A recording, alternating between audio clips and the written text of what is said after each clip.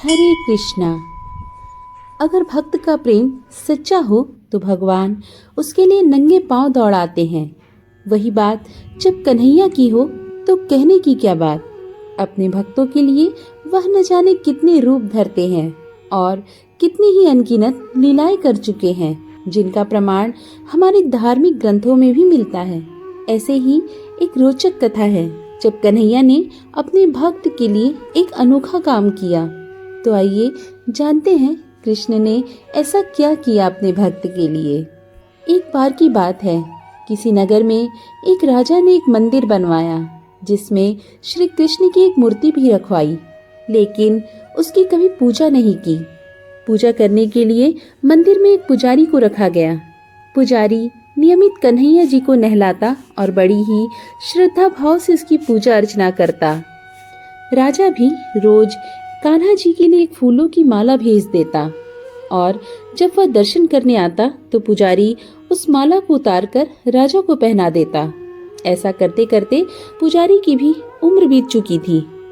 एक दिन किसी वजह से राजा नहीं आ सका तो उसने एक सेवक के हाथ मंदिर में माला पहुंचा दी और कहलवा दिया कि आज वह मंदिर नहीं आएगा, इसलिए पुजारी उसका इंतजार न करे। इतना कहकर सेवक चला गया।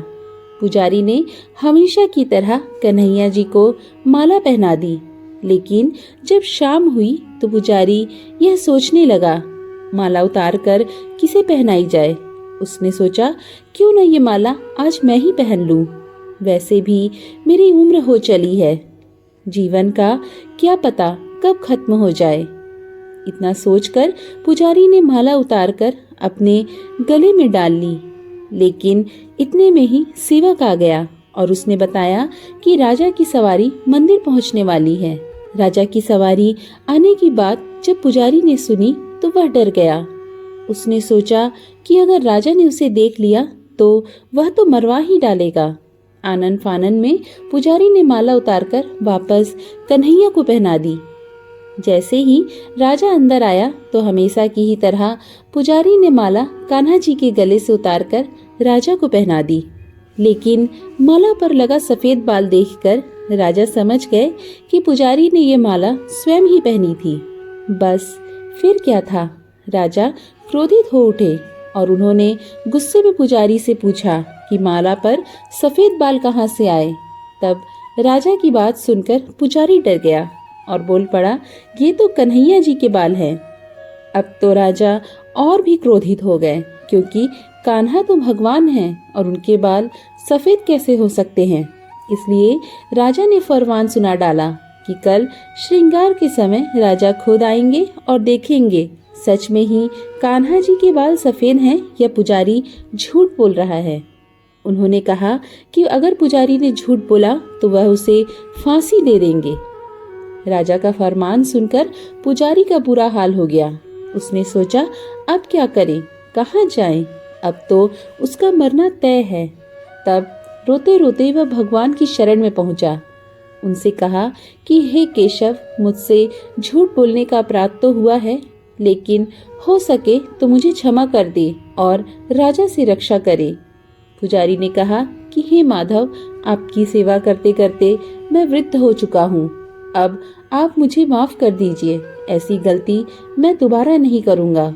यह कहते कहते पुजारी की न जाने कब आंख लग गई और उसकी आंख तब खुली जब सुबह हो चुकी थी। उधर सुबह होते ही राजा भी आ गया और कहने लगा, आज कन्हैया जी का श्रृंगार वह खुद करेगा। ऐसा कहकर जैसे ही राजा ने कान्हा जी का मुकुट उतारा तो उसके आश्चर्य का ठिकाना न रहा। उसने देखा कि कृष्ण के तो सारे बाल ही सफेद हैं, लेकिन राजा को फिर भी यकीन नहीं हुआ। उसे लगा कि फांसी के डर से पुजारी ने ही बालों को रंग दिया होगा। राजा ने सोचा कि क्यों न कन्हैया जी का एक बाल तोड़कर देखा जाए। इसके बाद राजा ने कान्हा जी का एक बाल तोड़ लिया, लेकिन जैसे ही बाल टूटा कन्हैया के सिर से खून की धारा बहने लगी। यह देखकर राजा भगवान के चरणों में गिरकर माफी मांगने लगा। तभी श्री कृष्ण की मूर्ति से आवाज आई, हे राजन, तुमने मुझे केवल मूर्ति मात्र ही समझा, इसलिए आज से मैं तुम्हारे लिए केवल मूर्ति मात्र ही रहूंगा। लेकिन पुजारी ने सच्चे मन और पूरी श्रद्धा से मेरी भक्ति की है, इसलिए उसकी अनन्य भक्ति को देखकर मुझे अपने बाल सफेद करने पड़े। कन्हैया जी ने यह भी कहा कि भक्ति में कभी भी संशय नहीं होना चाहिए और सच्चे भक्त की लाज तो मैं कभी जाने ही नहीं देता। दोस्तों, आज की ये सुंदर कथा आपको कैसी लगी हमें कमेंट सेक्शन में ज़रूर बताइएगा। और हाँ, चैनल पर पहली बार आए हैं तो चैनल को सब्सक्राइब करके ही जाइएगा। हम मिलेंगे ऐसे ही सुंदर कथाओं के साथ। तब तक के लिए राधे राधे।